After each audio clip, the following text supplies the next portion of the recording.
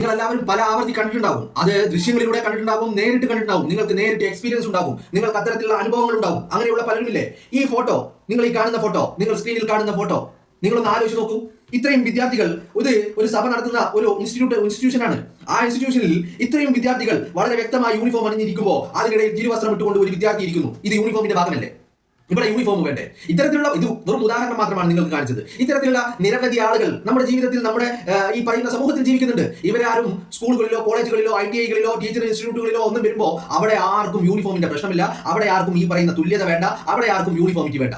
ഇതൊന്നും ഈ സമൂഹം ഇവിടെ ഇതൊന്നും ആരും ചർച്ച ചെയ്യാറില്ല. കാരണം ഓരോരുത്തർക്കും അവൻ്റെതായ അവകാശങ്ങളുണ്ട്, അവൻ്റെതായ വിശ്വാസങ്ങളുണ്ട്. അവന്റെ വിശ്വാസങ്ങൾക്കനുസരിച്ചുള്ള അവന്റെ അവകാശങ്ങൾ എല്ലാവരും വകവെച്ച് കൊടുക്കുന്നത് തന്നെയാണ്. പക്ഷേ ഇവിടെ ഒരു വിദ്യാർത്ഥി മാത്രം ഒരു തലയിൽ തട്ടമിട്ട് വന്നു കഴിഞ്ഞാല് എന്താണ് പ്രശ്നം?